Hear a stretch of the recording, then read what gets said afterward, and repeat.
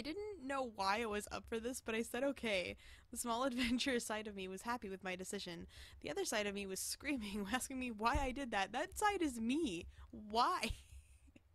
Sam took the empty dishes and placed them on a nearby stand before walking to a nearby window and looking at me. Wait, a window? Come on. Okay. I walked towards Sam, unsure of what he'd do.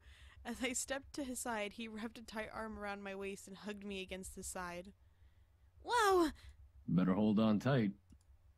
I instantly wrapped my arms around Sam as he opened the window and stepped onto the ledge. I could feel him tighten his grip on me as he looked up and grabbed the end of the roof with his free hand. I gripped tightly onto him as he was somehow able to pull both of us up to the roof with one hand. He lifted me to the roof first before pulling himself up, sitting with a contented sigh. See? Content sigh. I told you I wouldn't let you fall. Yeah. I sat beside Sam, trying to shake off what happened. He was a demon. I had to remember that, no matter how human he looked. Pretty sight, huh? I raised an eyebrow before looking ahead of us. I gasped.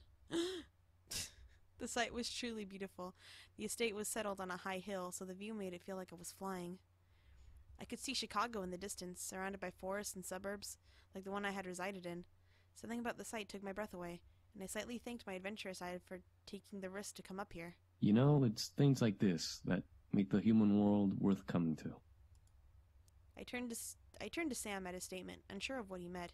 He kept his eyes on the view, but I can see a very soft amazement in his eyes. What do you mean?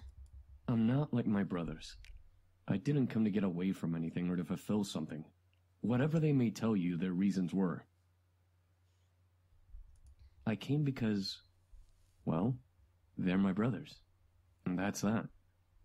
However, I didn't expect the human world to be so pretty. Aw, I like Sam. I didn't understand. The brothers were running from more than just Malik's? What could have possibly driven them from where they were? You all ran away from something? We all had our reasons for leaving the Abyssal Plains. James didn't want to deal with his problems. Matthew wanted to live with humans more than demons. I came because I didn't want to be without my brothers. So I left with them. Aw, that's sweet. He just loved his brothers. That's rather sweet if you think about it. It doesn't matter. I came, so here I am. Aw. I frowned a bit and bit my lip slightly. I wasn't sure if he wanted to be here with how he was answering. Still, I felt a small wave of confidence drive me to scoot closer to Sam. I wanted to try to be friends. Fate didn't like that, apparently, and I found myself losing my balance and wound up starting to fall off the roof. I'm gonna try to scream, but still be kind of quiet. Ah! Whoa! Instantly, Sam grabbed me and pulled me to him. He wrapped his arms around me, making sure I wasn't able to fall back down on the roof. But that wasn't what made me blush wildly from ear to ear. I somehow landed straddling his lap. He was hugging me close to his chest. It was almost like a romantic scene in a love story. I couldn't tear my eyes away from Sam as he stared at me in concern. I gotcha. You okay? Yeah, I am. However, I continued to look down at him as he stared up at me. Neither of us knew what to do, and I could feel that we were both lost in the fact. As we looked at each other, Sam's face grew slightly red. Hey, I might as well say it now, but sorry for being a dick when we met. Aw. I must have been dreaming. Sam was being sincere? Why? However, as I stared, I can feel his strength weaken. He was shaking, but continued to hold to me to keep me safe from falling. Yep. Sam? Do you need energy? Sam's eyes widened before he looked away, refusing to answer, but refusing to let me go. I didn't feel any energy drain, so he wasn't going to try taking advantage of the situation. That was it. He needed energy, but should I give it? Oh. Yeah. Let's do that. Green.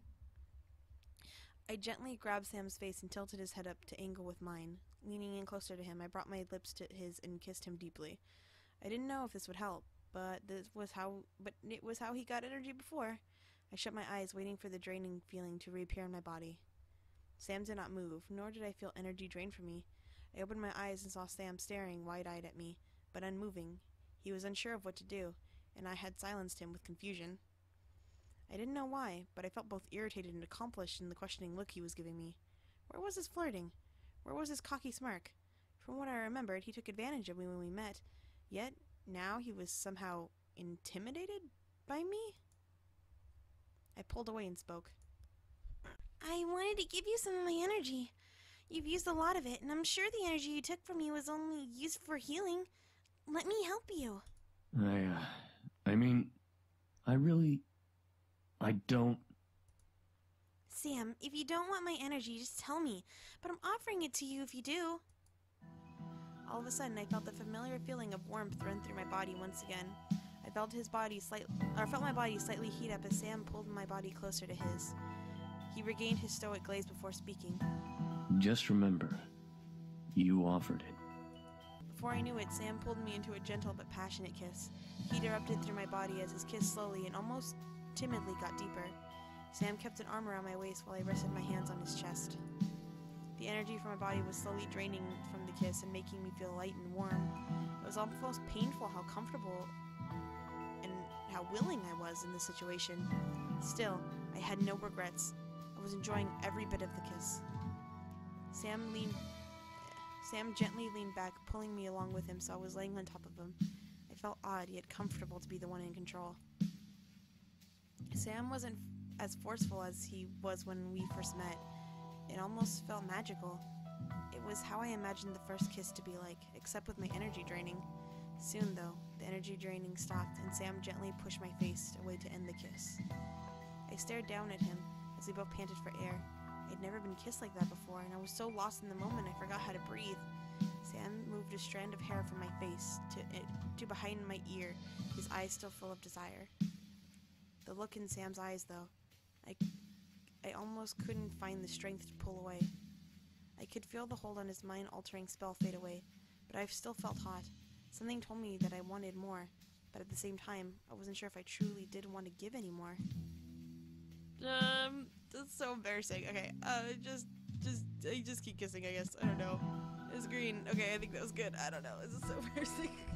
I'm just gonna die. I opened the opportunity, and I was enjoying it as much as he was. I wanted more, and I was going to let him keep going. I wanted to keep going. I leaned down and kissed him again. Sam gasped against my lips, but continued to kiss back. I could feel him pull the tail of my bow, releasing it and following his hand off from around my neck. He moved the ribbon to his pocket before gently unbuttoning the top 2 buttons of my blouse. The desire in my body drove me insane, forcing a moan to escape my lips as he ran kisses from my lips down to my exposed neck. He began to ravish my neck and shoulders in hot kisses. I leaned my head back and let out a pleasureful sigh, escape my lips. Sam was ruthless in his passionate kissing on my skin. Sam did not stop touching and kissing me and making more moans and gasps rush out of my mouth into open air.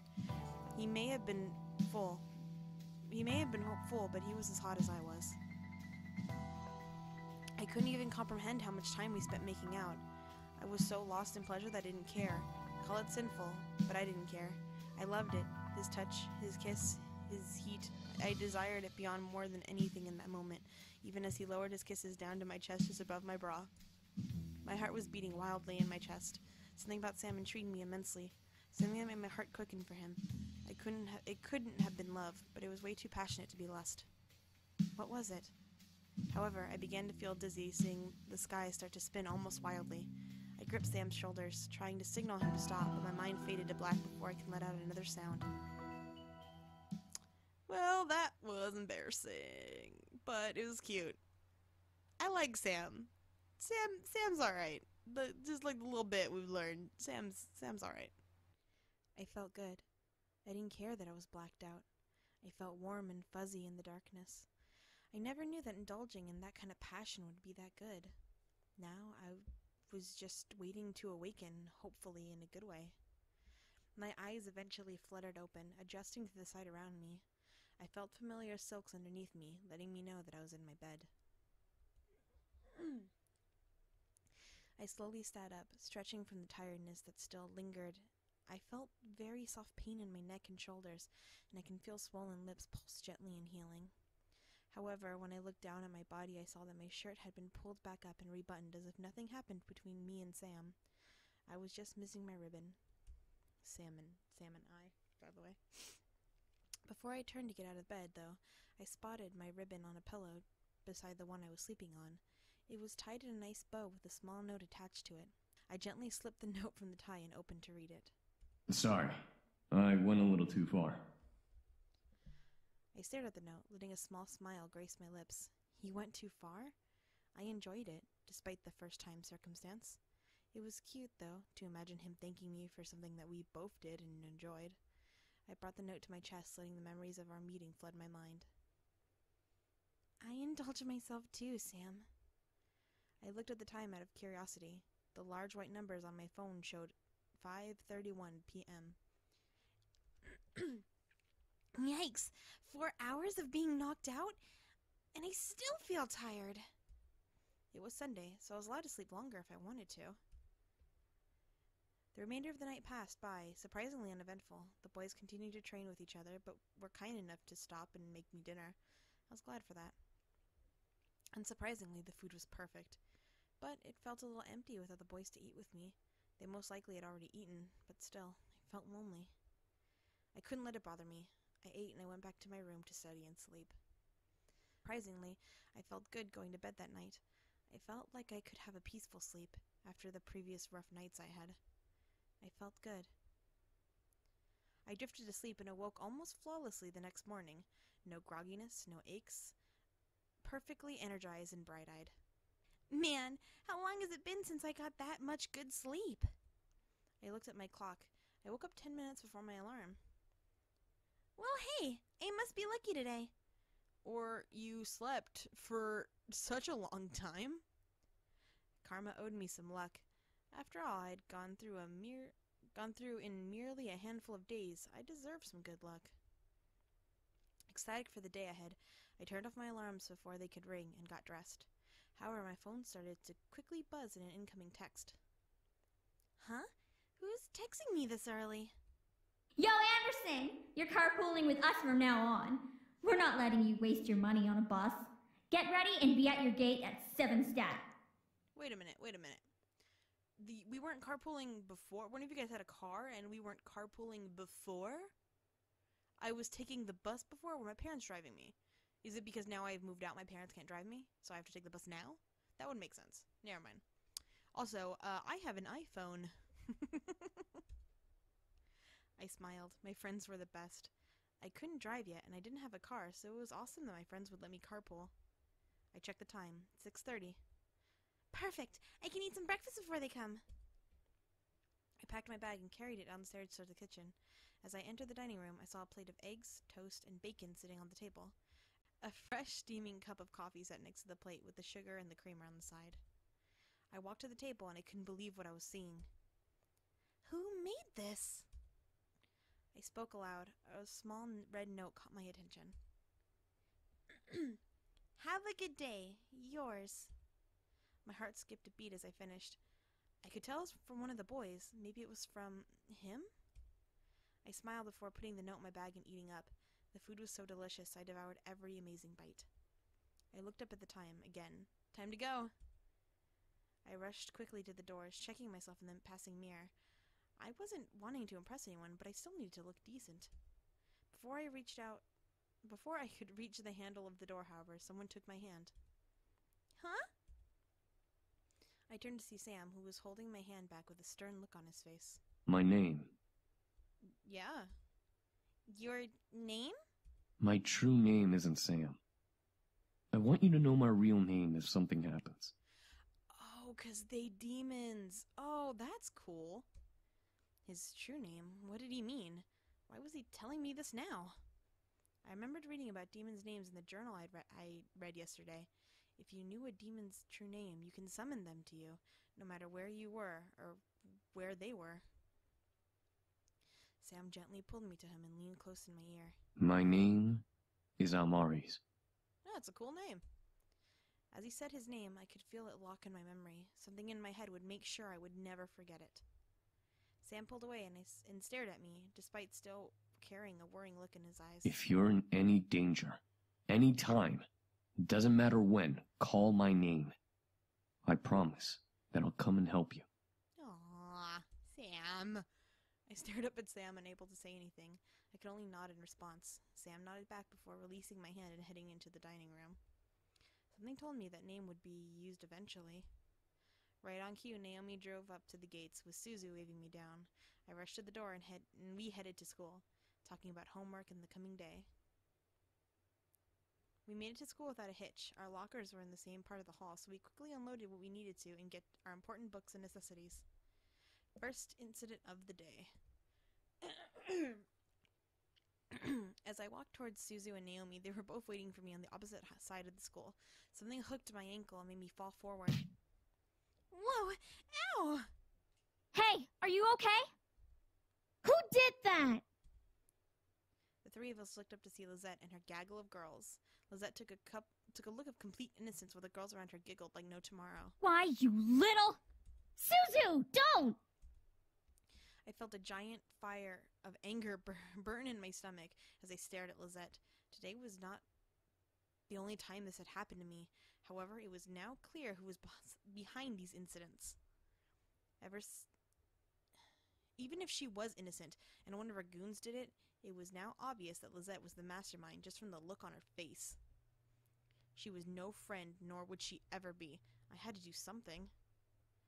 Oh, we can glare in her soul. What does that do? Do it. Do it. Or we can get her. We can just fuck her up. No, I want to glare in her soul.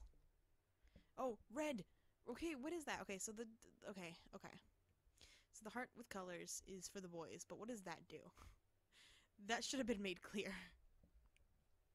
I glared hard at Lizette, feeling wisps of air and magic run through my skin and veins. However, I stopped at what I saw. Oh god! Okay! Around Lizette was a dark purple aura that seemed all too familiar. It was like demon magic, but it seemed to be tamer. I slowly rose to my feet, collecting my belongings as I continued to stare at Lizette. Something was off.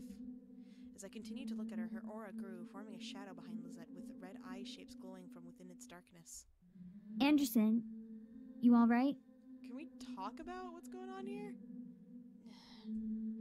I couldn't respond. I was entranced by the small hum in the air. It was a distant, almost like an ethereal whisper you'd hear in horror games, but it was real. It sounded vaguely like a woman humming a tune I didn't recognize. Hey, are you okay? I'm kind of creeped out, to be honest with you. Let's go. We'll be late for class. I suddenly felt the need to walk away, so I did. Naomi and Suzu scrambled to catch up and follow my new quickened pace. Sheesh, Anderson. You look like you saw a ghost. Or a demon. Oh, lame joke. Are you really okay? That fall was pretty bad. Think she saw underneath Lisette's cake face and saw the devil itself. Oh, Suzu, hush! No, she's right, though. But she right, though. No, something was wrong with Lizette. It was more than just her being mean. There was something, or someone, watching over Lizette. Or they were watching me behind Lizette. What they were doing, I don't know, but it definitely felt demonic. Surprisingly, the rest of the school day went off without another incident. I went to my classes, had lunch, and was anxious to get home. I would be too, though, to be fair. Like, I would call, like, if it's a demon thingy, you know what I mean? Like, why would you not call the demons? Do you not have a house phone? I know it's like people don't have house phones anymore, but I feel like it's something you could possibly do or connect with them in some way. Also, do they not have cell phones? Because they're demons. It makes sense they wouldn't have cell phones, but would you not get them a cell phone? I have a lot of questions right now. Maybe I should just take a break. You turn the table.